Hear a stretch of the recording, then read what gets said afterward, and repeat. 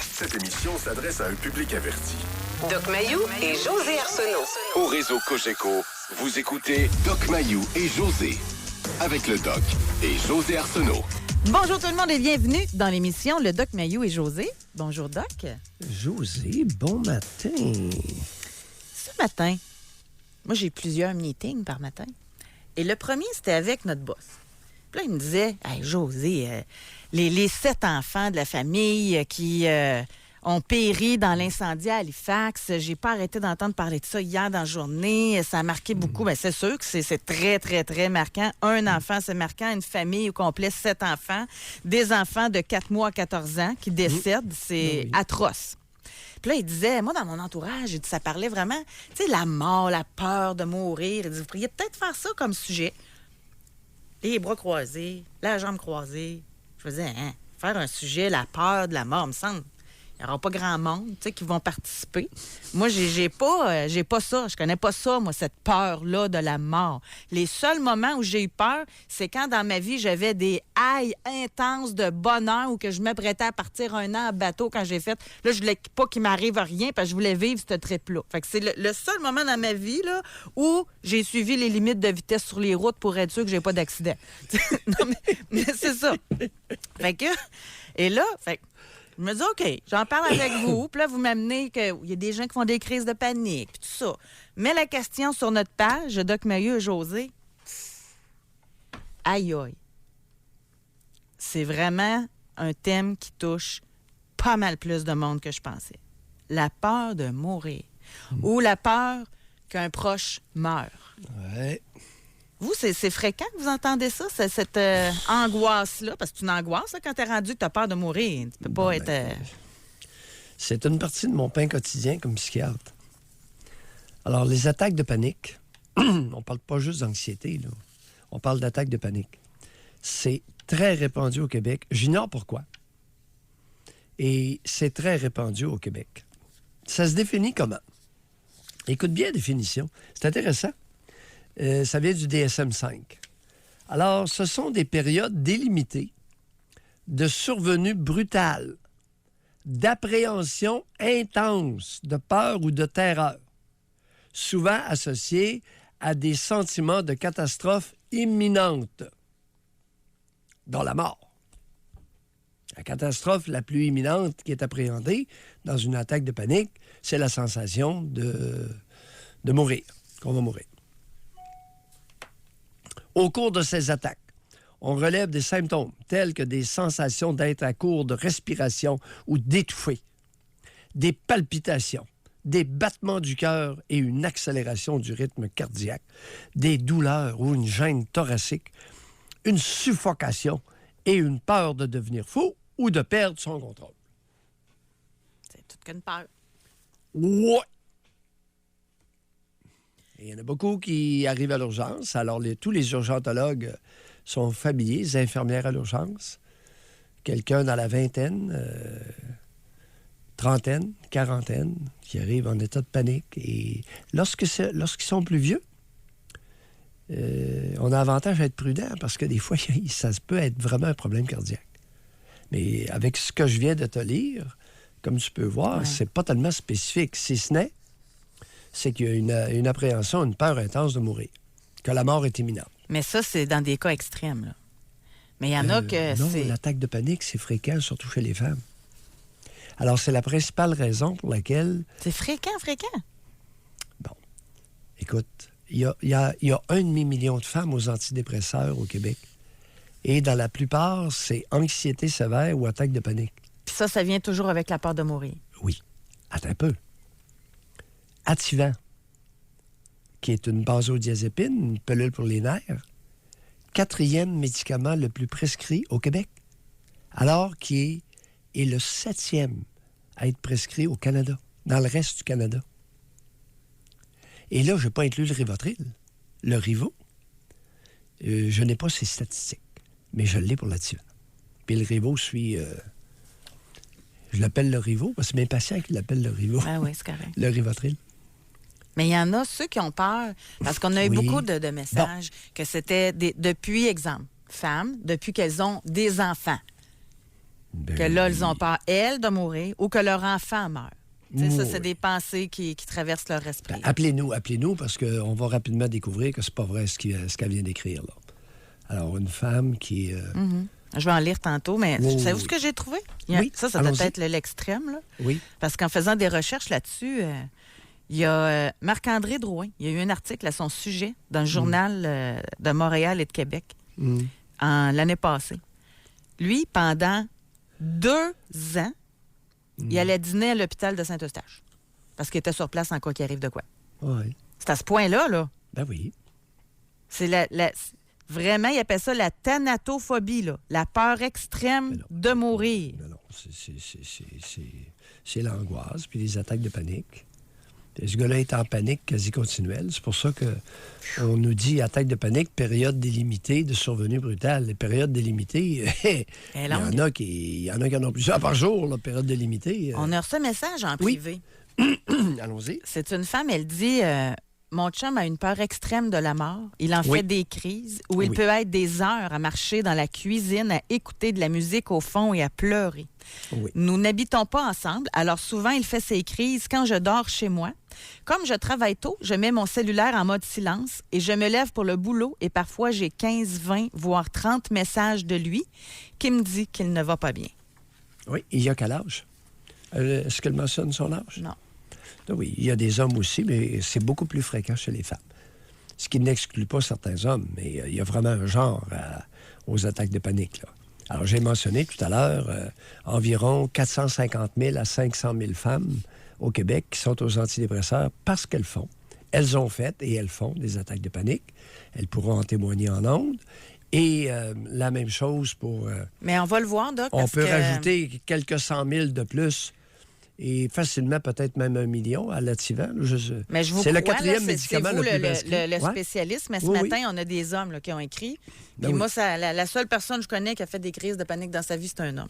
Bon, oui. Fait que ça existe aussi. Là. Gars, il y en a Oui, oui. un, là. Oui, Il dit oui. je préfère vous écrire ici pour ne pas que la liste d'amis contenant membres de ma famille voit la réponse. Le fils de la blonde de mon père s'est enlevé la vie un jour avant ma fête. Mes parents, qui sont encore sous médication, thérapie, ne mangent pratiquement pas. Pas de retour au travail depuis, pratiquement pas de sommeil non plus. Ça me perturbe d'imaginer avoir un accident et de mourir et de leur faire subir la perte d'un enfant pour la 2e fois. Je voyage quand même souvent et j'ai toujours peur qu'il m'arrive quelque chose.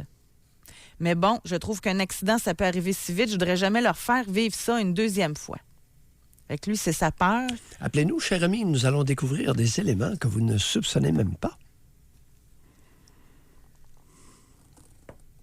Fait que ça risque d'être très intéressant aujourd'hui, là, si les gens communiquent avec nous. Puis ça peut peut-être désamorcer aussi des choses en jasant. définitivement. Là. Ah oui, oui. Écoute, on est dans le pain quotidien de la plupart des psychologues et des psychiatres. Les attaques de panique, là. Mais Alors, c'est au Québec- spécial de vivre. Tu sais, tu vis, là, Ouais. mais en ayant peur de mourir. Il me semble que pendant tout le temps que tu as peur, tu vis pas. Ben oui. Écoute, regarde d'où ça vient. Génération précédente, regardez-vous, là. Hein? Qu'est-ce que vous disiez aux jeunes enfants? Si t'écoutes pas, tu vas aller en enfer. Si tu fais pas telle affaire, tu vas aller en enfer. Vous avez terrorisé 2 générations avant moi, là. La génération qui m'a précédé et l'autre avant. Hein? L'enfer. Le diable. Ah, mais Bonhomme là, 7 heures. mais là, on n'est plus là. Ah oui? On est où? Ben, on est en 2019. Ah oui? Je pense pas que le monde a peur parce qu'ils vont aller en enfer. Là. Comment t'expliques? Origine. Culture de peur. Culture de peur. Pour faire obéir les enfants, on les terrorisait. Ben, c'est ça, dans le temps. Oui, dans le temps. Alors, appelez-nous. Traitez-moi d'arriéré. Ben non, mais vous-même, vous C'est l'avez sans lien? dit, les 2 générations vous précédant, puis vous êtes à Oui. 70, là. Fait que ça date, là. Oui, Je dis ça respectueusement, là. oui. Mais aujourd'hui, tu sais, Mais vous exemple, avez- si on voit des jeunes qui ont 20 ans, comme le jeune de 24 ans, là, à moins que ses parents te donnent sec, là, Tu sais, le jeune de 24 ans qui fait des crises de panique, je pense pas qu'il a peur du diable, là. La mauvaise graine a été plantée et elle a levé. Elle est très difficile à extirper dans notre culture. Voulez-vous, on va parler avec Tony? Tony est au téléphone. Bonjour. Oui, salut. Tony, Oui. on vous écoute. Hey, Monsieur Mayou. Monsieur Mayou. Regardez, moi, ce qui est du fait du jour, la mort, j'ai pas peur de ça pendant tout. Là. Des fois, même que j'ai quasiment hâte qu'elle arrive. Là, des fois, là. Mais je vous appelais aujourd'hui parce que moi, mon garçon, il s'en va. Il m'a appris cette semaine qu'il déménageait là, à Colombie, à Britannique. Oui. 5000 km d'ici. Oui. Puis ça me fait le même effet que si il mourrait, dans le fond. Oui. Allez-y. Ben, écoutez, je me sens mal. Ça fait 3 jours, je le sais, là. Ça fait 3 jours que j'ai de la misère à dormir. Il pogne des points dans la poitrine. Vraiment une grosse panique, là. Une grosse panique, là. Oui. Je m'imagine plein de choses. Cet été, il sera pas là. Il était tout le temps avec nous autres, là, tout le temps. Oui. Quel âge a-t-il, Tony? Ben, il a 26 ans. Non. C'est quoi votre problème? Ah, je ne sais pas, M. Mayou, je ne sais pas. Mais écoutez, on s'entend bien, moi, avec mon gars, là, puis il y a un problème, il m'appelle, puis je suis tout le temps là avec lui. Non, Tony, on s'entend bien, mon gars puis moi. Tony, quel âge avez-vous? Moi, j'ai 55. Êtes-vous bien certain? Ben, en tout cas, Enlevez un 5. c'est qui est marqué sur mon baptistère des 55. Oui, on enlève un 5. Mais Ça c'est quoi, vous donne- c'est quoi votre Ça peur? vous donne quel âge? Tony, c'est quoi votre peur? C'est qu'il arrive quelque chose? C'est quoi? Qu'il arrive de quoi, puis, mettons, je sais pas, il arrive de quoi, mais je pourrais pas être là dans 1 heure, je pourrais pas être là dans 2 heures, là. C'est à 5000 km ici, puis ça en va, là. Tony, Inaccessible, mettons. Tony, on va faire un exercice. Oui. Enlevez un 5 à votre âge chronologique. Il reste quoi? On tombe à 50. Non, on tombe à 5 ans. On enlève le premier 5. Oh, OK. Oui. 5 ans. Ça vous dit quoi? Je sais pas. Bon, ça me dit pas grand. Ben, ça me dit rien. À 5 ans, écoutez, Ça- c'est pas... 5 ans, ça vous c'est rappelle quelque quoi? chose 5 ans, ça vous rappelle Ça- quoi? Ça me rappelle rien, là.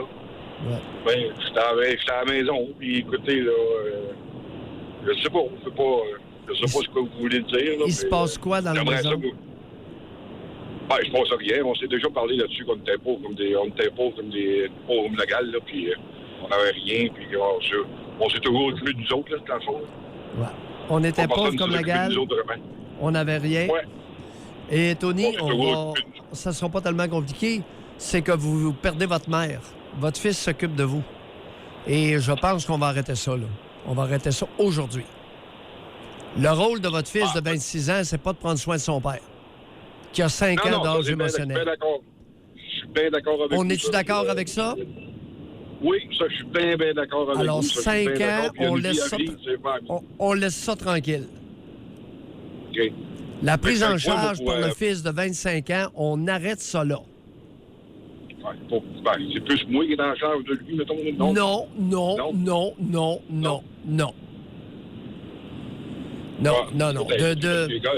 De transformer... De transformer votre fils de 26 ans en mère nourricière, il y a des limites, Tony. Correct? OK. Bye. Peut-être, OK. Ben, merci. Merci beaucoup, Tony. Hey, ça prend un psychiatre pour déceler ça, hein? Pas eu Lui, de mère, s'inquiète. pas eu de père. Il y a Lui- 5 ans. Lui, il s'inquiète, Tony, qu'il sera pas là pour son fils. Mais dans le fond, c'est qu'il a peur que son fils sera pas là pour lui. Exactement. Il y a 5 ans. 5 ans d'âge émotionnel. Il n'a jamais progressé d'un iota pendant toute sa vie, pauvre Tony. Vous voyez les mères là, qui sont à l'écoute, puis les pères? Occupez-vous pas de vos enfants. Dompez-les. Doc, on va à la pause. Vous voulez comprendre, essayer de cheminer dans votre peur de la mort? Contactez-nous de maintenant. Jusqu'à 11h, au réseau Cogeco. Doc Mayou. Doc Mayou et José. Et José Arsenault. Avec le Doc et José Arsenault. Et il y en a qui Attendez un petit peu, là, je vais régler ça ici. Bon, il y en a qui ont tout un parcours, je vais vous dire, sur Facebook, sur notre page Facebook, parce qu'aujourd'hui, on vous demande est-ce que vous avez peur de la mort ou est-ce que la mort des autres vous fait peur? On a une auditrice, elle ne vécu, là. Elle dit, moi, mon conjoint est décédé 15 janvier 2017 à 38 ans d'une embolie pulmonaire foudroyante devant notre fils et dans mes bras. Le 20 janvier, donc 5 jours plus tard, mon meilleur ami s'est pendu à l'évier. J'étais dehors à cogner à la porte. Le 1er février 2018, ma meilleure amie s'est pendue. Je l'avais décroché 3 fois. Oui, j'ai peur de la mort de mes proches, mais je n'ai plus peur de la mienne. Je l'attends. Appelez-nous, madame. Qu'est-ce que vous voulez dire par là, je l'attends? Je la souhaite? C'est vraiment triste, pareil, hein? Non, c'est pas une... C'est pour... Tu vas comprendre pourquoi. Elle dit, je me tiens debout pour mon fils. Je n'ai pas le choix, parce que des gens qui s'inquiétaient pour elle. Là. Voilà, je me tiens debout. Lorsqu'on a des responsabilités, tout à l'heure, on a entendu Tony, qui a inversé son rôle de père avec son fils. Il se fait materner par son fils de 26 ans et il a affirmé, écoutez bien, son fils s'en va en Colombie-Britannique de 26 ans, ça me fait le même effet que s'il mourait. Pas anodin, là.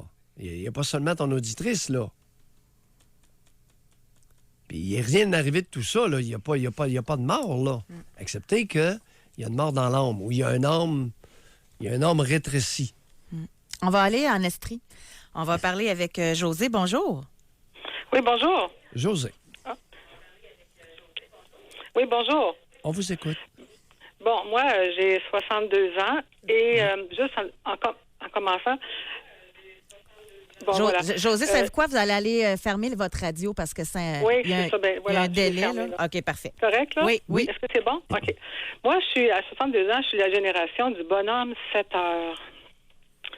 Alors, suite à ce que le Dr Maillot disait, qu'on nous a fait peur quand on était jeunes, bon, la peur d'aller en enfer.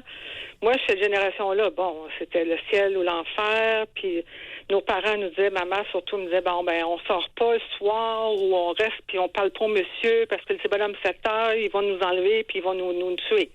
C'était comme ça, là. Est-ce que vous vous rappelez de ça? Ben, imaginez-vous que si.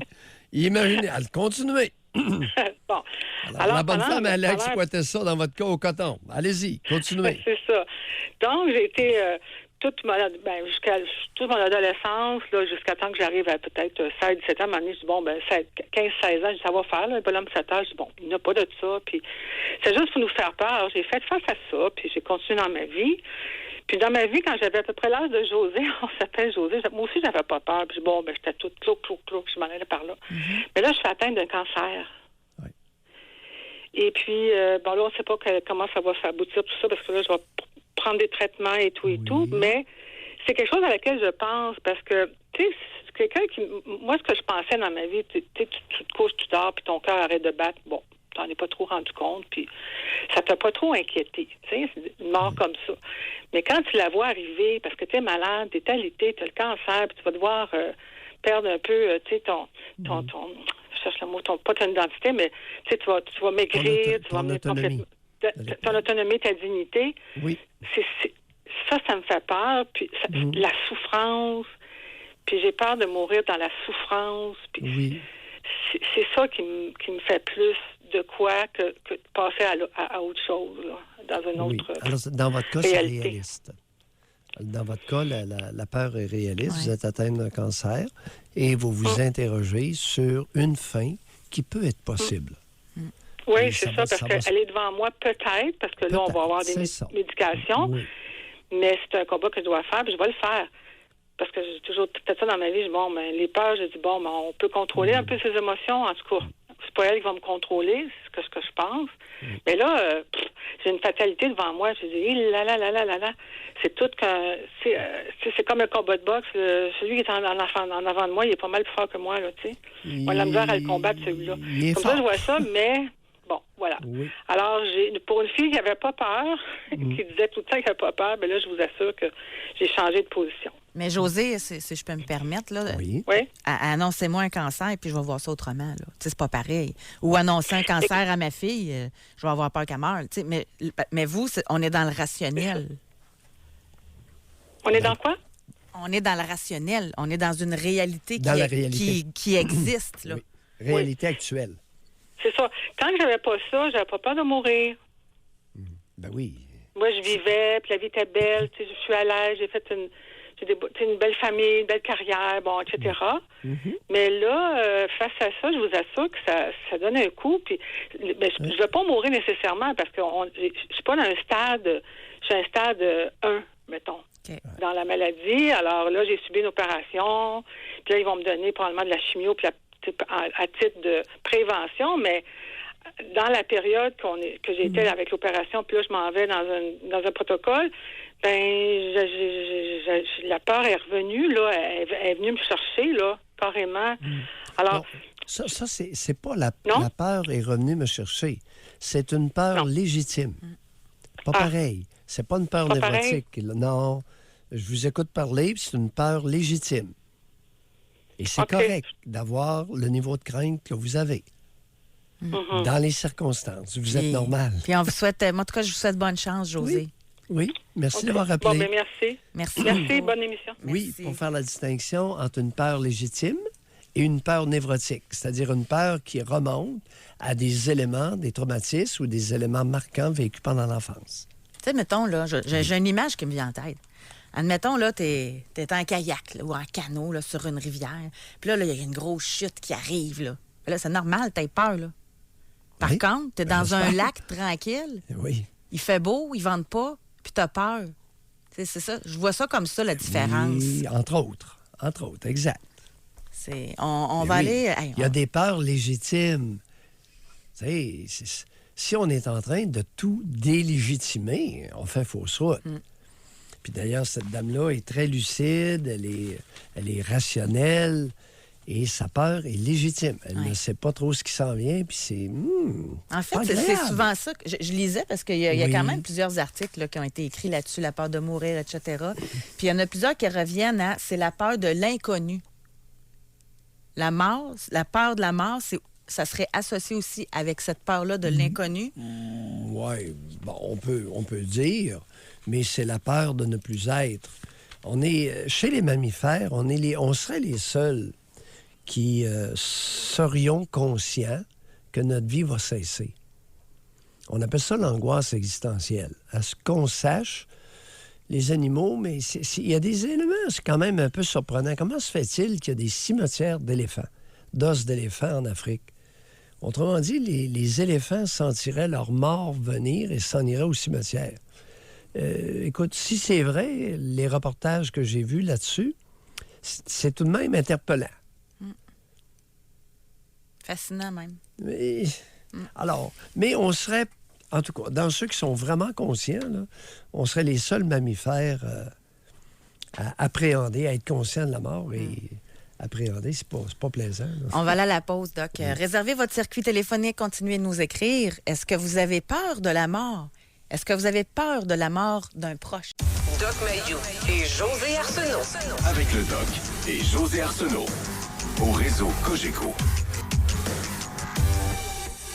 Avez-vous peur de la mort? Avez-vous peur de la mort d'un proche? On a eu Tony tantôt qui nous a téléphoné pour dire que lui, il n'avait pas peur de la mort, mais depuis 3 jours, là, que son fils a dit qu'il partait en Colombie-Britannique, il a dit que c'était comme un coup de poing dans la poitrine, c'est comme s'il était mort. On a une auditrice qui a un message pour Tony. Elle dit Monsieur de 55 ans qui dit que le déménagement de son garçon de 26 ans est comme s'il était mort. Vous n'avez pas vécu la mort d'un enfant pour dire une telle chose. En fait, vous avez de la chance, cher monsieur, de voir votre enfant rendu adulte s'épanouir et vivre pleinement sa vie. Michel, une maman orpheline. Ça remet les choses en perspective. On s'en va en Beauce, on va parler avec Éric. Bonjour. Oui, bonjour. Éric. Oui, bonjour, M. Bayou. Alors?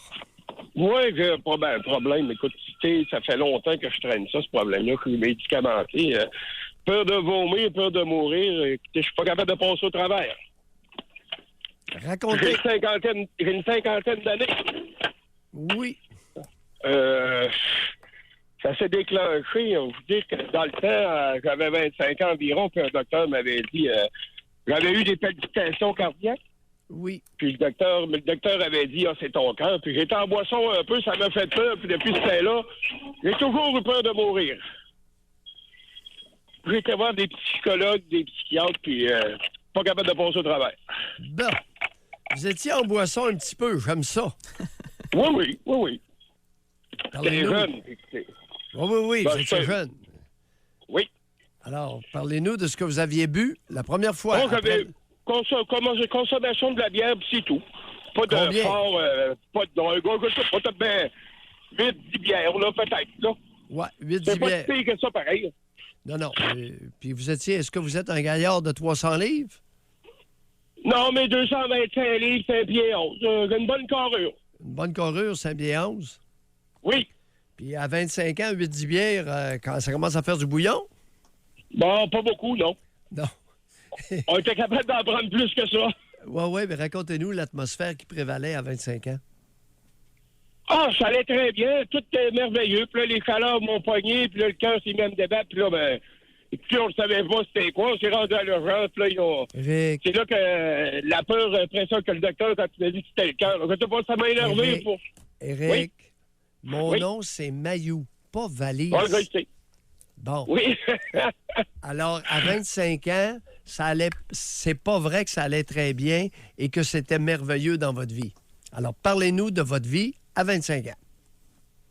Ben, écoutez, j'avais une bonne job, puis je l'ai encore, puis... Je sais pas, là, je ne sais pas quoi vous répondre. Oui, quoi d'autre qui se passait? Une bonne job. Vous demeuriez où? Vous aviez une maison à 25 ans? Oui. Ah oui? J'avais une maison, j'avais une femme, et oui, tout allait bien. Ah oui? Une Oui. maison, une femme. Qu'est-ce que vous Oui. faisiez comme travail? Chauffeur de camion. OK, vous étiez camionneur? Mais en vérité, non, mais excusez, là, à 25 ans, je travaillais dans une usine. Mais après ça, là, je travaillais dans une usine. Oui. Puis là, je travaillais encore à la même place, puis je suis chauffeur de camion. OK. Mais à l'époque, vous travailliez dans une usine. Oui. Qu'est-ce que vous faisiez dans De l'usine? nuit. Pardon? Je travaillais de nuit. De nuit, toujours de nuit. Ah oui? Ouais. Oui. Par choix ou on vous obligeait? Pas mal, je dirais, pas par choix, on était obligés. Obligé. Oui. Comment vous trouviez ça, travailler de nuit? Ah, c'était pas facile. Dans quel sens? Pour le dormage, là, c'est pas facile. Hein. Quand on travaille de nuit, là... Non, tu risques pas parlez-nous dormir de comme vous, il faut, laissez là. faire les autres. Il y en a qui travaillent Non, de mais nuit et ça- qui dorment très bien le jour. Alors, Non, mais Eric, pour vous allez moi, vous habituer là, à parler de vous, là. Oui, c'est pour moi, là, la fin de semaine, tu t'en revirais de bord, là, le vendredi, tu t'en reviens de bord pour être sur le sens du monde, puis le dimanche après-midi, le dimanche au soir, il faut essayer de t'attaquer pour être capable de rentrer, être en forme, fait que c'est pas facile. Bon, Je trouvais là- ça dur, là, c'est pas facile. Bon. Je vous ai posé une question tout à l'heure. Oui. Comment ça allait? Qu'est-ce que vous viviez à 25 ans? Vous avez dit c'était très bien et merveilleux. Oui, c'était bien pareil, là. Ouais, 3 tu sais, minutes là, après, obligé de travailler de nuit, pas facile, le dormage, alors il y avait une privation de sommeil. Ouais, un peu, oui, la fin de semaine, oui.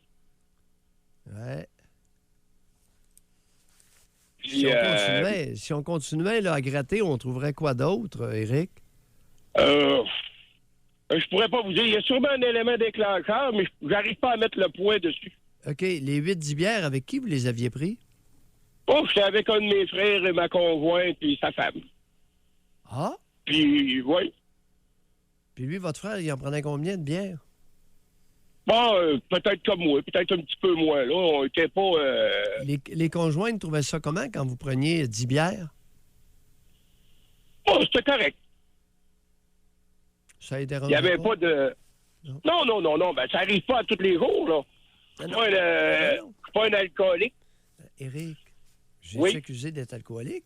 Non, j'ai très bien compris. Vous avez de la difficulté à vous focusser.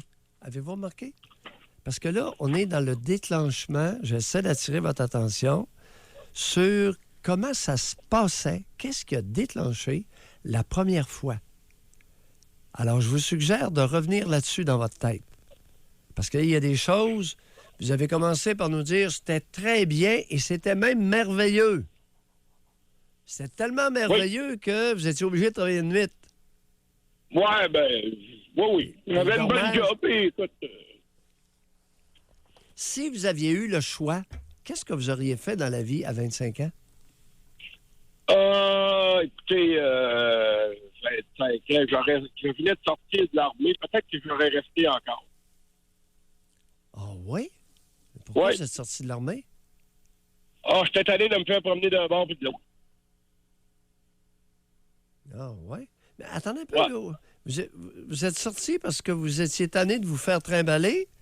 Puis là, vous nous dites Ouais. que si vous aviez eu le choix, vous seriez resté dans l'armée? Moi, parce qu'il y a eu des développements. Plus tard, là, ils ont fermé des stations. Là, fait que là, t'avais plus besoin de te promener autant que ça à ce temps-là. Ah. Dorénavant, c'est pareil comme avant. Vous aimiez ça, les Forces armées canadiennes?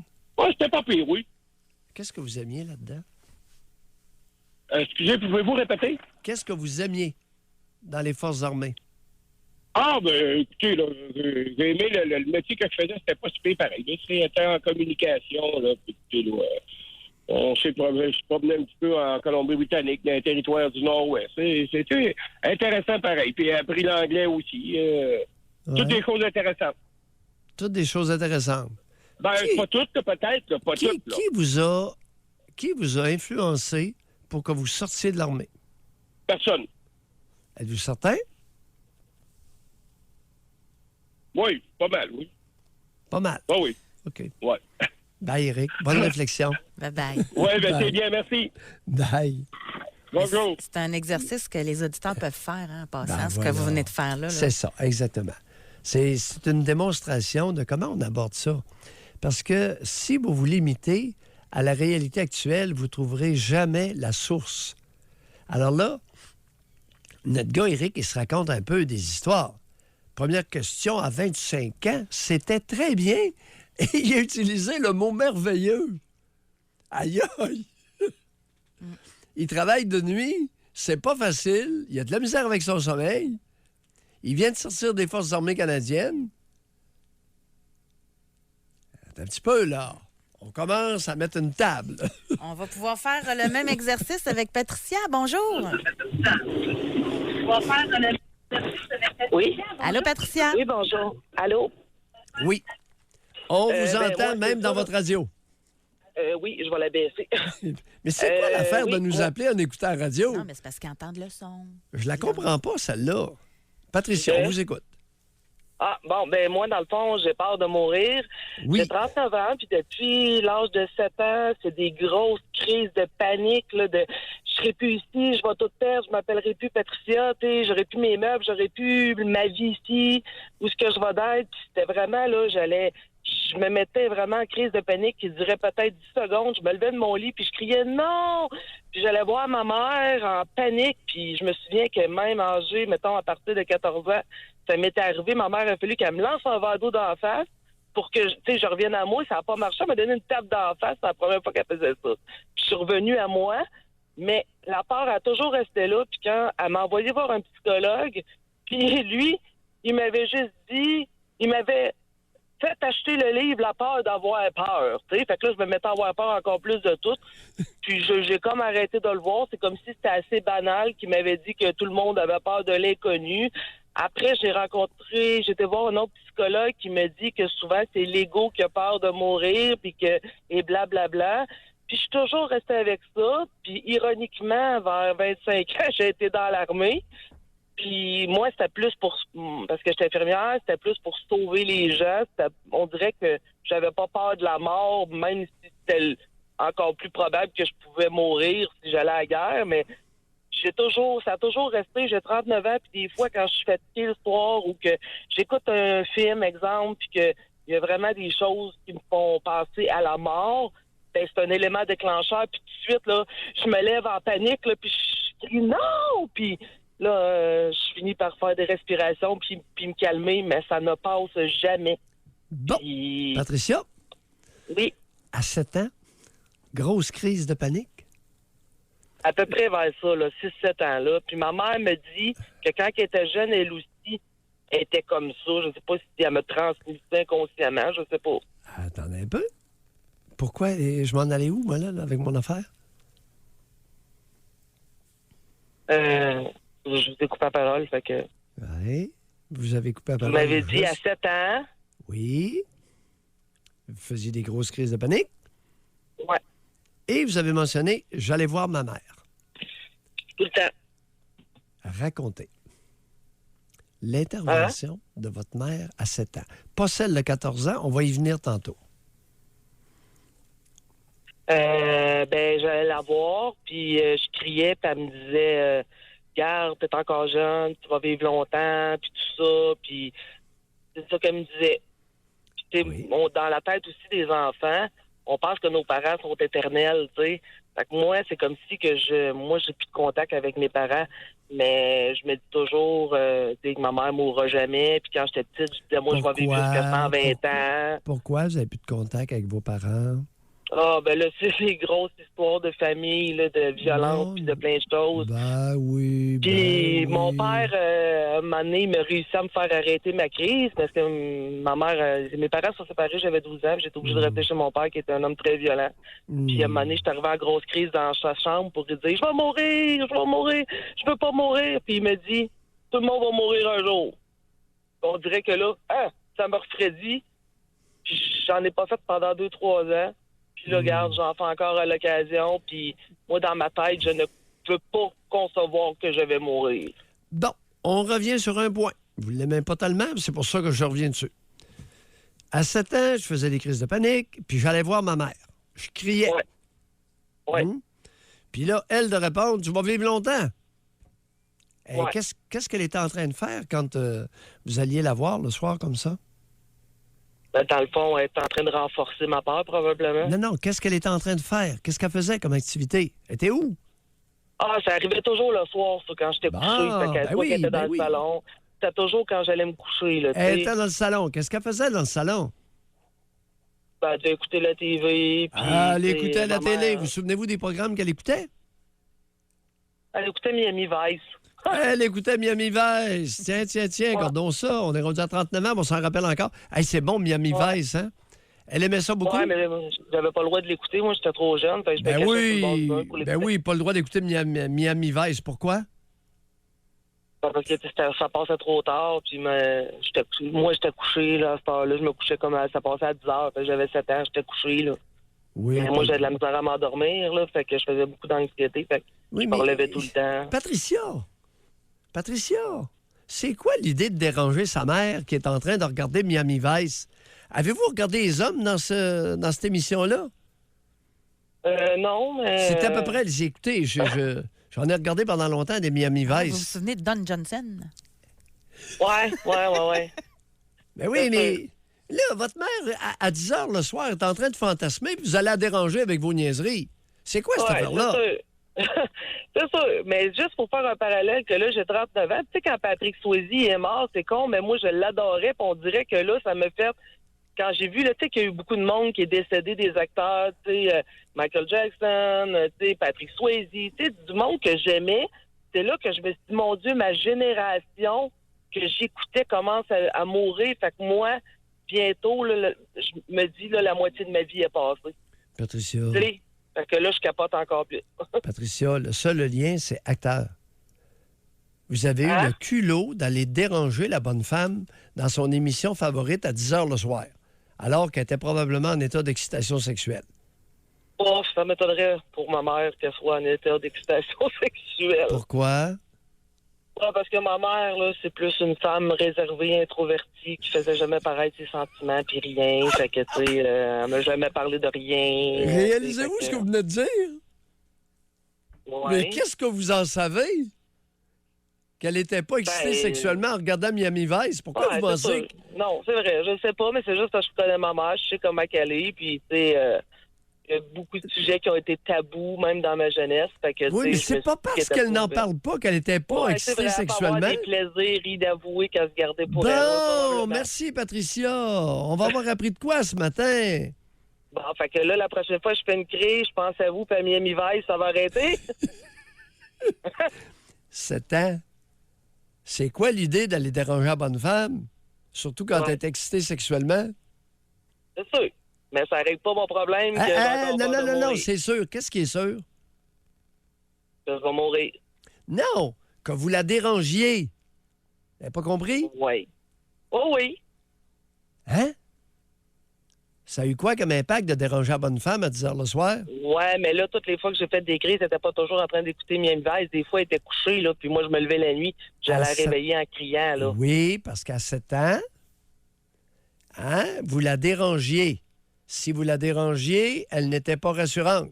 Si elle n'était pas rassurante, l'insécurité non seulement continuait, mais augmentait. Moi, je peux-tu... OK, on va mais j'ai une devoir... question.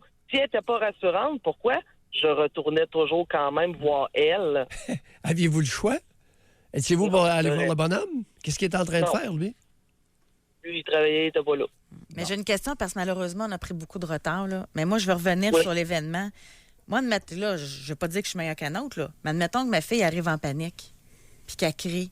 Moi, je pense que mon premier réflexe, Patricia, ça serait de la prendre dans mes bras puis de la serrer fort, fort. Je comprends Non, elle m'a pas. jamais fait Je ça. comprends pas que votre mère, son réflexe, ça a été de vous donner une tape d'en face. Oui, mais ma mère ne m'a jamais pris dans ses bras et ne m'a jamais dit qu'elle m'aimait. Bon, on commence à réfléchir, Patricia? Oui, pas mal, je vais travailler là-dessus. Merci beaucoup. Ça nous a Bye-bye. fait plaisir. Merci. On va aller à la pause. Est-ce que vous avez peur de la mort? Et on va, en téléphonant, en nous écrivant, je peux lire. Mais si vous voulez nous téléphoner, on va aller plus loin grâce au Doc Mayou. Doc Mayou et José Arsenault. Avec le Doc et José Arsenault. Au réseau Cogeco. Avez-vous peur de la mort? Avez-vous peur de la mort d'un proche? On a une femme, 27 ans, qui nous a écrit. Elle dit « J'ai fait des crises de panique de 14 à 16-17 ans suite à la prise de speed, de pot et d'ecstasy. J'avais l'impression que j'allais mourir. J'avais tellement peur de mourir. J'ai réussi à les contrôler par moi-même. J'avais trop honte d'en parler autour de moi. Donc, je préférais vivre ça seul en espérant que ça s'arrête. Je peux vous dire que je n'ai plus jamais touché à la drogue après ça. » Oui, c'est effectivement les psychostimulants, speed et ecstasy. Surtout le speed, les amphétamines, sous quelque forme que ce soit. Ritalin, Concerta, Ah oui, ça peut Bifontaine. amener ça aussi. Ben oui. Vivance, Adderall, ce sont des amphétamines ou méthylphénidate, qui est un analogue de l'amphétamine. Alors, Vivance, c'est carrément une amphétamine. L'Adderall, c'est un sel d'amphétamine. Alors, oui, ça peut non seulement vous speeder, mais vous déclencher des crises de panique. On va aller à l'Ange Gardien? Le pot, c'est plus partagé. C'est OK. moins évident. OK. On va parler avec Stéphane. Bonjour. Allô? Stéphane, Ça va bien? on vous écoute. Oui. Ben, en fait, moi, j'ai aussi peur de mourir. En fait, puis je veux pas vieillir. En fait, c'est tout ça qui est là ensemble. Puis je sais pas si si c'est l'insécurité qui fait ça, mais chose certaine, depuis que j'ai perdu mes parents, c'est encore pire. Oui. Donc, c'est ça. J'ai un peu peur. Je veux pas mourir, en fait. Oui. Ça me tente pas. J'ai peur de manquer de temps. J'ai peur de c'est pas maladif, là, mais j'y pense très, très, très, très souvent. Tu sais, je me dis tout le temps, Caroline, puis là, j'ai 51 ans, fait que là, je me dis, bon, ça avance, puis j'ai l'impression que je me rendrai pas ou que je ferai pas tout ce que je veux faire. Tu sais. Ça me fait peur, puis j'aimerais ça savoir pourquoi je pense ça, puis je voudrais pas, mais... Racontez ce à quoi vous tenez tant. Racontez-nous ça, Stéphane. Que ça à quoi je tiens, ben, à la vie, j'y tiens. J'aime ce que je fais dans la vie. J'aime, enfin, c'est ça. Je veux pas. C'est dur un petit peu difficile à décrire, mais je suis quelqu'un qui aime la vie. J'aime ça. J'aime ce que je fais. Tu sais, je voudrais que ça dure longtemps. Je voudrais. Je veux pas mourir. Je veux pas partir. Je veux pas.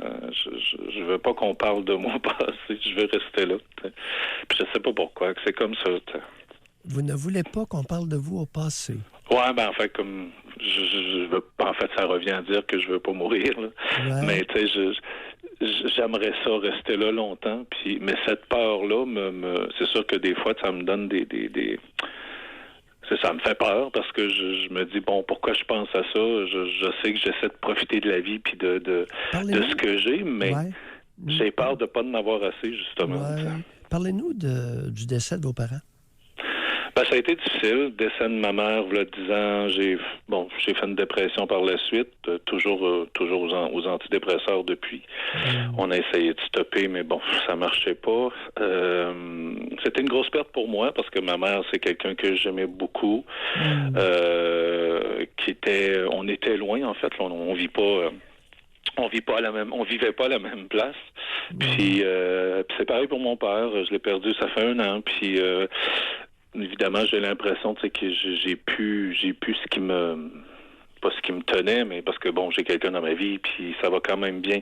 Mais ces êtres-là, avec lesquels je parlais souvent, puis que, tu sais, sont plus là. Fait que j'ai comme l'impression d'être un peu plus seul aujourd'hui, tu sais. Mais c'est ça. Sinon, enfin, je sais pas trop quoi vous dire, en fait. Qu'est-ce que vous faites dans la vie? Je suis dans le domaine des arts. Dans le domaine des arts. Vous êtes un artiste? Oui, je suis travailleur autonome aussi. Fait que... Vous êtes un artiste. Pardon? Avez-vous des responsabilités familiales? Avez-vous des enfants? Non, j'ai pas d'enfants. Bon. J'ai pas d'enfants, j'ai pas... en plus. Oui. Mais je sais toujours pas pourquoi que ça me... Parlez-nous de votre mère. Ma mère, quelqu'un que j'aimais beaucoup, évidemment, quand j'ai quitté la maison à 18 ans. Oui. J'en ai 51 aujourd'hui, donc. C'est ça, ça a été difficile parce que c'est quelqu'un qui... comment je pourrais dire? Là, je sais pas si ça a des liens, mais toute ma vie, le travail des arts et tout ça, je le vivais un peu avec elle. Je le vivais un peu... comment je pourrais vous dire... Enfin, chaque fois que je faisais quelque chose, chaque fois qu'il y avait quelque chose, je l'appelais, on avait du plaisir, je le partageais avec elle, en fait. Oui. Puis, c'est ça. Mais c'est quelqu'un qui a toujours été, gentil envers nous, nous a bien élevés. On est 6 chez nous, c'est la même chose pour les 6, mais je veux dire, c'est ça, c'est une belle vie, là. Je peux pas me plaindre. Je peux pas dire Est-ce que votre conjoint, ça a déjà posé, à 18 ans, quelle a été la réaction de votre mère lorsque vous avez quitté la famille? En fait, c'est elle qui m'a dit de partir, contrairement à... Oui, parce que j'étais encore chez nous, mais en fait c'est ça. La distance a fait que je devais partir à cause de mon chum, la personne de qui je venais de tomber amoureux. Donc je pouvais pas rester là-bas, c'était trop loin. Puis j'avais des choix à faire, mais je trouvais ça difficile. C'est ma mère qui m'a dit vas-y, tu l'aimes, pars, va-t'en, puis va vivre ta vie. Tu sais. Mais il reste que elle m'a toujours manqué pareil, parce que même à distance, j'ai toujours eu peur qu'elle décède. J'ai toujours eu peur de ne pas être là si jamais il arrivait quelque chose. Stéphane... Bon, toutes ces affaires-là, je suis un grand sensible aussi, donc... Oui, on le sent, oui. C'est elle qui vous a dit de partir. Oui. Moi, j'ai hâte que vous nous disiez sa réaction lorsque vous êtes parti. Ça semblait bien. Moi, j'aime. Tu sais, je veux dire, moi, j'aime. Souvenez-vous de la scène, les dernières minutes, vous souvenez-vous de la scène? Non, ça, je me souviens pas, par exemple. Non. Vous vous souvenez pas de la scène lorsque vous avez quitté votre mère? Du tout. Peut-être que j'étais trop en amour et ça m'a. J'ai comme pas trop. Tu sais, ce moment-là était pas. Je sais pas, je suis pas resté. Je me souviens, assis sur le bord de mon lit, à pleurer, évidemment, parce que je pleurais. Je me demandais si je quittais la maison, si je m'en allais en ville, parce que c'était ça qu'il fallait que je fasse. Je voulais pas nécessairement quitter mon coin de pays, mais bon, la vie a fait que... Puis elle a bien fait les choses quand même, parce qu'aujourd'hui, vous vous souvenez de votre réaction? Oui, mais en fait, c'est qu'elle m'a tapé sur l'épaule, puis elle m'a dit, tu sais, vas-y, si tu l'aimes, va-t'en, va vivre ta vie. C'est là qu'elle vous a réconforté. Oui. Son grand 18 ans. Pouf! Oui. Pauvre petit poète, il pleurait. Oui. Oui, en fait, je trouvais ça difficile de quitter ma famille puis de m'en aller, c'est sûr. Je savais que je le verrais plus aussi souvent. À 18 ans, là, honnêtement, entre nous deux, là, à 18 ans, vous aviez quel âge au niveau de la maturité émotionnelle? Oh boy, je pense que j'étais plus vieux que ça, par exemple. Non, on pourrait-tu s'entendre pour un gros 8? Ah ouais? Oui. OK, moi je croyais que... En tout cas, peut-être, oui. Je ne sais pas trop pourquoi, là, mais on n'avait pas grandi trop vite, hein? Ça se peut. C'est On fort n'a possible. pas Pourtant, grandi j'ai trop toujours vite, été Stéphane. autonome puis à mes affaires, mais... Oui. On est autonome, on est à ses affaires, puis à 18 ans. Sniff sur le bord du lit. oui. Et Stéphane, on fera pas un Québec indépendant avec ça. Hein? Non, arrêtez probablement. donc. Probablement, mais c'est pas grave, là. Moi, je veux juste entendre pourquoi je veux pas mourir, colique. Puis c'est drôle que écoutez... vous ayez ce sujet-là aujourd'hui, parce que j'y pensais depuis longtemps. Ben mais oui, bon, Stéphane. je sais pas si on arrive à quelque chose avec ça. Stéphane, Là, mais... la mort, là, c'est une affaire d'adulte, pas d'enfant. Ouais. Comprenez-vous? En fait, vous lui conseillez de grandir. Bien, il faut d'abord grandir un peu, Stéphane, avant d'affronter la Je suis mort. grand, je fais 6 pieds quand même. Oui. Mais grandir dans quel sens? Dans quel sens, je veux dire? Là, maintenant, c'est sûr que je suis seul, puis je suis pas seul, mais je veux dire, je vis ma vie, je fais mes choses, puis tout va bien, mais la peur... Cette peur de partir, je veux pas mourir. Vous êtes rendu à quel âge, là? 51. Non. On est parti de 8. Est-ce qu'on est rendu à 12? Je sais pas. Bye, Stéphane. J'ai peur, pareil. Oui, on comprend. Écoute, à 8 ans, puis là, on est rendu à 11 et demi, puis on va peut-être attraper 12, là. Bye. Bye, Stéphane. Salut. On doit aller à la pause. On va à la pause. Au retour, vous pouvez vous aussi tenter de comprendre ça vient d'où, cette peur de mourir. Doc Mayou et José. Avec Doc Mayou et José Arsenault. Au réseau Cogeco.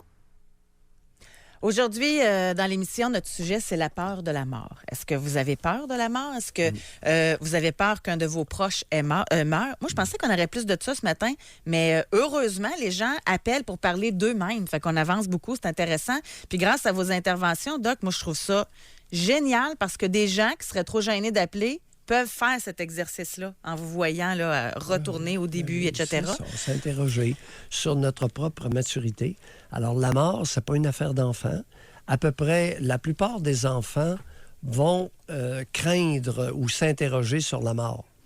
Et c'est très important de les accueillir là-dedans, puis de fermer sa boîte. Vos conseils idiots, là, il n'y a pas de problème, tu vas aller au ciel. Puis vos niaiseries là, avec les enfants, apprenez à vous taire. Les écouter. Comme tu as mentionné, les écouter. Dans le cas d'une fillette ou d'un petit garçon, le prendre puis le coller contre sa mère. Les pères, laissez faire le collage avec les fillettes, là, parce que vous risquez d'augmenter l'angoisse. Pour ceux qui ne savent pas, là, les nouvelles vagues, là, faites attention à ça. Laissez la mère rassurer la fillette et souvent aussi le petit garçon. On a ici un texto. Quand j'avais 4, 5, 6 ans... C'est vraiment sexiste, hein? Ben, ça va de genre. On vous connaît. Quand j'avais 4, 5, 6 ans, ma génitrice faisait des attaques de panique. Elle était hystérique, pleurait. Et disait, j'ai peur de mourir, j'ai peur d'avoir le cancer. Je m'en rappelle comme si c'était hier et j'ai 34 ans. Oui. Elle m'a toujours gossé avec ça, mais elle n'a pas réussi à me contaminer. Pour ma sœur, c'est une autre histoire. Elle a un TAG, plusieurs dépressions majeures à son actif, médicamentée depuis qu'elle a 15 ans. Je n'ai plus de contact avec ma génitrice et j'ai compris que ma sœur, je ne peux malheureusement pas l'aider. Drôle de coïncidence. Je venais de parler de l'angoisse ou de préoccupation avec la mort vers 4, 5, 6 ans. Dans ces deux-là, tout à l'heure, l'auditrice nous a dit que c'était à 7 ans qu'elle se réveillait et elle criait. Parce qu'elle n'avait pas été rassurée l'année ou les 2 ans précédentes lorsque elle jouait avec ça dans sa tête. Alors, la plupart des enfants, à un moment donné, deviennent un peu conscients que la vie, ça peut se terminer. De là, toutes les maudites histoires religieuses, puis pseudo-religieuses, puis n'importe quoi. Alors, et la génitrice en a profité lorsque sa fillette avait 4, 5, 6 ans. Il y a des mères qui, plus ou moins consciemment, peuvent désirer, effrayer, traumatiser leurs enfants. Ça va jusque-là, vous savez. Surprenez-vous pas. L'humain dans toute sa splendeur. Oh, l'humain dans toute sa splendeur. On va parler avec Jocelyn, mais juste avant, je veux lire un auditeur. Oui. Homme, 30 ans. Je vis avec ma conjointe qui fait des crises de panique quotidiennement. Récemment, simplement tombant sur la glace, elle s'est étendue sur le sol durant 30 minutes à pleurer. Un autre événement anodin... Oui, attends un peu. Juste commenter là-dessus. C'est bon. Elle a pleuré une demi-heure. C'est bon. Ça peut être dans son intérêt d'avoir utilisé un événement comme ça pour laisser monter à la surface une grande souffrance. Continue. Il dit un autre événement anodin au boulot où elle s'est mise à paniquer devant ses collègues. Elle a une peur bleue de mourir, car ça dure depuis des années. Oui. Père violent, manipulateur qui a poussé sa femme au suicide et a fait des ravages sur ses enfants. Même sa chance-là, elle continue à le voir et continue à faire ses crises de panique. À tous les mauvais parents, regardez le mal que vous faites. C'est aussi très dur sur la relation à cause de ça. Je remets notre relation en doute et je me remets en doute moi-même. Ouais. J'ai bien entendu. Le père violent, et lui, cet homme de 30 ans-là, tient le père violent responsable du suicide de la mère de sa conjointe. Exact. A-t-il raison, a-t-il tort? Il manque beaucoup d'informations. Oui. C'est vrai, c'est chic. N'oubliez pas que c'est un crime, là. Il y a un crime qui a été commis, là. C'est vrai que l'homme violent a poussé sa conjointe à se suicider. Le salaud a commis un crime. C'est très sérieux, là. Un cas d'homicide, ça, là. Ouais. Si c'est vrai. Souvent, on ne réalise pas qu'il y a des crimes intrafamiliaux qui se commettent. On va aller à la Lobinière. On va parler avec Jocelyn. Bonjour. Oui, bonjour. Jocelyn. Bonjour, Doc. Bonjour, José. Oui. Peur de la mort, là, ça veut dire, pour moi, là, affronter la mort. Quand tu affrontes la mort, là, t'as peur de la mort. T'as peur de mourir sur le coup. Là. Comprenez? Non. Vous avez quel âge, Jocelyn? 52 ans. 52 ans. Puis, ouais. Vous appelez pourquoi ce matin-là? Racontez-nous. Par rapport à ça, là, par la mort. Ouais. On a peur de la mort. Qui n'a pas peur de la mort? Mais moi, je sais que je vais mourir un jour, c'est pas grave. Oui. Ça ne me dérange pas trop, là, mais j'essaie de pas faire pour mourir non plus, mais ça, tu le sais pas, c'est le hasard. Hein. Parce que moi, je me suis fait rentrer dans le mur par une vache. Là. Oui. Puis là, j'ai eu peur de la mort. Mm-hmm. Elle m'a côté dans le mur serré, puis elle revenait pour me recharger. Là. Oui. Fait que j'ai donné un coup de pied sur le nez, puis j'ai sorti de là au plus vite. Oui. Puis à 5 ans, j'ai passé en dessous d'un tracteur. Attendez un peu, est-ce que c'est une vache qui venait de véler? Oui. Elle protégeait son veau. Ben oui, il faut faire attention, Jocelyn. Vous êtes cultivateur? Ben ouais, un peu. J'ai peut-être vu sur une ferme, là. Oui. Ouais. Mais quand est-ce que ça, vous avez été rentré dans le mur comme ça? Ça fait à peu près 4 ans. Il y a 4 ans? Ouais. Fait que j'ai repassé par après, j'étais content, tu sais. J'ai sorti, j'ai dit. Ouais. J'ai passé proche de la mort, là. Ouais. Et pas dingue. Il m'en est arrivé quelques bad luck, mais il faut l'affronter. Regarde, si on a fait à mourir, on va mourir un jour. Oui, c'est votre philosophie. J'ai passé proche d'une face frappée, là, 1 an à peu près. Oui. C'est parce que mes cataractes, je voyais plus, là. J'avais des cataractes. Bon. Je traversais la rue, il y a un monsieur qui avait échappé un rondin puis une grande route, là. Oui. J'ai comme un... OK. Puis là, vos cataractes ont été opérés? Avez-vous été opéré? Oui. Puis? Là, je vois bien, là. Bon. Alors, les cataractes, avis à tous ceux qui ont des cataractes, la plupart voient très bien après. Oui. Jocelyn doit se quitter. Merci beaucoup Jocelyn. De votre appel. Oui. Merci. On va à la pause, mais juste avant, on a une femme de 37 ans. Oui. Mon conjoint de 44 ans fait des crises de panique continuellement et refuse de prendre de la médication sous prétexte que c'est à cause de moi qu'il en fait. Spécial, hein? C'est intéressant. A-t-il raison? A-t-il tort? Mais là, quelqu'un pourrait te faire des crises de panique. Ben oui. Ben oui, regarde, tout à l'heure, là, l'homme de 30 ans prétend que son beau-père a poussé sa belle-mère au suicide. Et elle devait avoir peur puis paniquer par bout. Non, mais si c'est un homme que normalement ne fait pas de crise de panique, puis que là, qui en fait à cause de sa conjointe, qu'est-ce qu'il fait là? Il a juste à sacrer son camp, il n'en fera plus? Oui, mais ça peut... Oui, mais José... Non, mais c'est assez simple comme j'entends. solution, là. J'entends ce que tu dis, mais l'anxiété, la panique peut venir des conséquences de la séparation. Il y a des séparations qui sont des catastrophes. On va aller à la pause là-dessus. Réservez votre circuit téléphonique. Doc Mayou et José Arsenault. Le Doc Mayou et José, c'est le Doc et José. Au réseau Cogeco. L'émission tire à sa fin. On va aller au téléphone directement parler avec Sébastien de Montréal. Bonjour. Oui, bonjour. Est-ce que vous Sébastien. m'entendez bien? Oui, très bien. Oh, très, très bien, Oui. même, Sébastien. OK, parfait. Écoutez, je trouve ça un petit peu bizarre. En fait, j'appelle pas pour moi, j'appelle de la part de mon petit garçon de 6 ans. Je dirais depuis plutôt jeune, peut-être dans les alentours de 3-4 ans, le sujet de la mort a été un sujet très populaire. Et puis, beaucoup de questionnements. Et puis, je vous dirais même que souvent, le soir, lors de l'histoire et tout le kit, il parle souvent de la mort. Je vois que c'est quelque chose qui est très, très, très important pour lui. Il est très bouleversé et concerné par ça. C'est-tu normal pour un enfant de cet âge-là d'avoir autant de questionnements? Relativement fréquent. Oui. Relativement fréquent, particulièrement chez les enfants précoces. Alors, les enfants précoces entendent ou essaient de comprendre des phénomènes, alors que les enfants moins doués sont plus indolents face à ces événements de vie-là. Qu'est-ce que vous C'est faites dans la vie, intéressant. Je dirais tout ce qui est questionnement métaphysique, là, il a tout le temps été très intéressé par ça. Ben oui. Même, je dirais qu'il est très intéressé même par la religion. On dirait que ça lui donne un peu un sens à la vie qu'il a fait comprendre.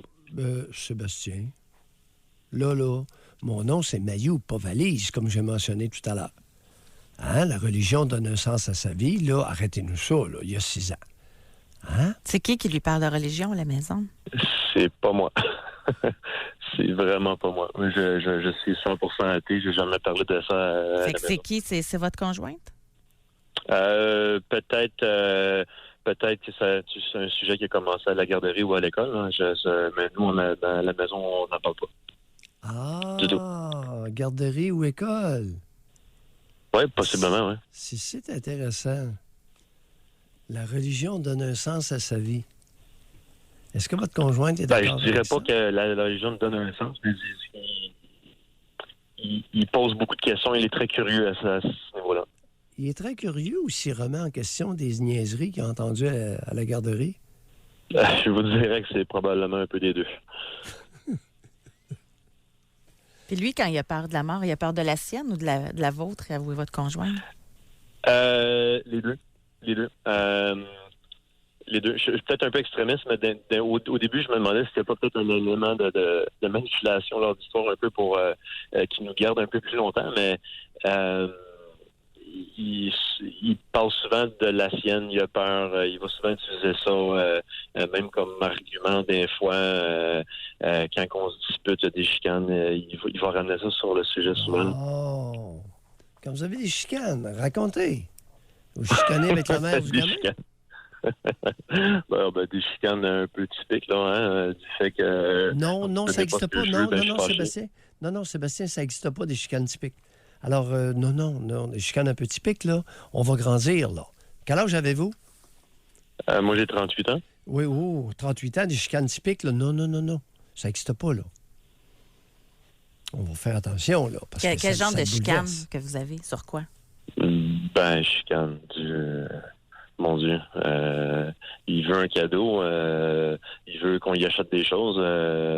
Comme tout enfant demande qu'on achète des choses. Puis souvent, non, on nourrit pas, on nourrit pas des bons comportements en achetant tout le temps des cadeaux. Donc là, ils viennent fâcher.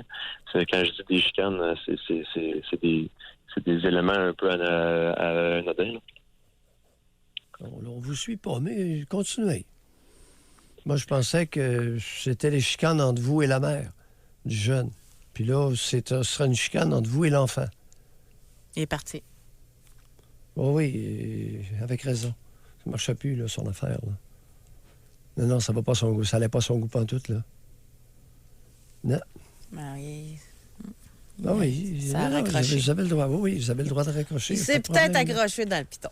Oui. Mais parce que on va se tout, servir de tout, ça. tout, Il reste tout. 30 secondes Oui, d'émission. là. allons-y. On a eu plusieurs réponses de questions à ce sujet-là. Un Oui. enfant qui a peur de la mort, comment on réagit? Ben, la plupart s'interrogent. Et ils s'interrogent, puis ça peut faire peur. Alors, on accueille l'enfant, on essaie de se taire. Prenez l'exemple du petit de Sébastien. Là. Depuis l'âge de 3-4 ans, il avait entendu ça, la mort, c'est quoi ça, puis qu'est-ce que ça veut dire, puis il n'appréhende pas complètement le phénomène. Puis... Alors, on les écoute. Il n'y a pas grand-chose. Arrêtez de parler dans ce temps-là. Taisez-vous. Voyez-vous, là, le petit garçon, il est rendu à 6 ans. Là, il est rendu que la religion donne un sens à sa vie. Et ça, c'est Écoutez. l'interprétation du père aussi. Il faut faire attention. Oui, Je mais pense là, pas il y a que c'est le quelqu'un petit gars qui a déblatéré dans les oreilles. Ouais. Taisez-vous, On se quitte accueillez-le. Et, comme tu as mentionné, les bisous et les câlins, surtout de la personne la plus rassurante, qui, généralement, devrait être... La mère! À demain, tout le monde! Bye! Doc Mayou et José. Soyez là demain, 9h30, pour une autre édition du Doc Mayou et José. Au réseau Cogeco.